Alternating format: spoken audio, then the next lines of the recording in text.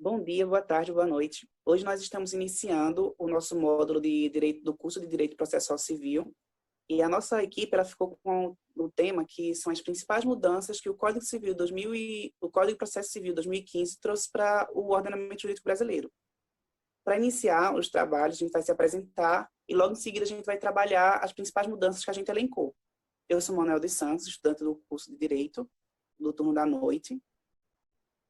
Eu sou Brenda.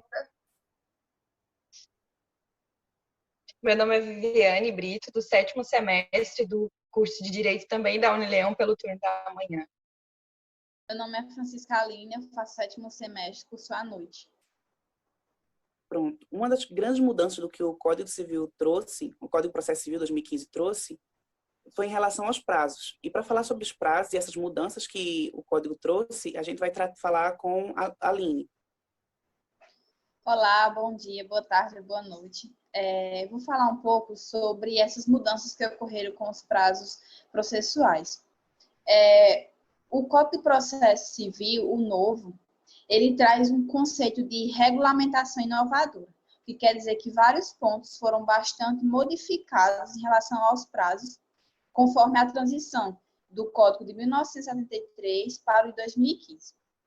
Eu vou elencar aqui 4 pontos bem significativos sobre as mudanças do prazo. Primeiramente, é referente ao artigo 218. Ele fala que quando a lei ou o juiz não determinar o prazo, a intimação ela somente será cobrada no prazo de 48 horas. Isso é o que é vigente hoje no novo Código.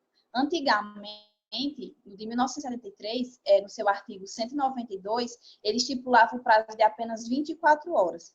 Nesse primeiro momento, a gente já pode perceber que o tempo já dobrou, certo? Então, quem estava acostumado com um tempo diferenciado, a partir de 2015, 2016, que ocorreu a vigência do novo Código, percebeu já uma grande diferença a partir desse momento. O segundo ponto que eu quero elencar é a questão da contagem dos prazos através de dias úteis, ou seja, feriados e fins de semana não são incluídos na contagem dos prazos, sendo que exclui-se o primeiro dia e inclui o último dia na contagem dos prazos. Como terceiro ponto, o novo código ele trouxe um curso do prazo processual suspenso. O que quer dizer isso? Durante o período de 20 de dezembro a 20 de janeiro, esse lapso temporal é considerado como suspenso. Ou seja, neste momento não há como falar sobre contagem de prazos, porque, de acordo com o código, durante esse período, ele está suspenso. E como quarto e último ponto que eu gostaria de ressaltar sobre os prazos, faz referência a um termo que é bastante utilizado na questão de algumas doutrinas falam sobre a padronização de uma data, que seria 15 dias úteis. Durante as aulas, muitos professores acabam dizendo brincadeiras em referente a esse assunto. Porque durante a aula ele disse que quando você sentir dúvida referente a algum prazo, você sempre chute 15 dias. Não necessariamente todos os prazos para entrar em recurso contra alguma decisão é de 15 dias, mas a maioria sim. Por isso, de certa forma, surgiu uma brincadeira a partir disso, porque a grande maioria dos prazos é destinada a 15 dias úteis. Bom, então caso alguém queira comentar mais sobre a questão dos prazos. Eu acho que o ponto 2 ele é muito importante para a nova concepção que a gente tem de direito processual civil. E até na academia a gente trata muito disso, porque ficou mais difícil de contar o prazo com essa retirada dos dias não úteis. Será que ficou mais difícil? É mais difícil a gente contar o prazo? Ou depois que a gente pega a manha de contar o prazo, ficou melhor desse jeito? O que vocês acham? Tipo, vocês acham que ficou mais difícil de contar o prazo e acaba sendo uma dificuldade maior para o advogado para explicar ao cliente, ou ficou mais fácil? Até porque é recente ainda, digamos assim. De certa forma, ainda é recente essa mudança. Então, quem estava acostumado a um outro ritmo, agora está iniciando um outro. Então, de certa forma, no início sempre é mais difícil, mas eu acredito que com o passar dos anos vai se tornar mais habitual e mais simples.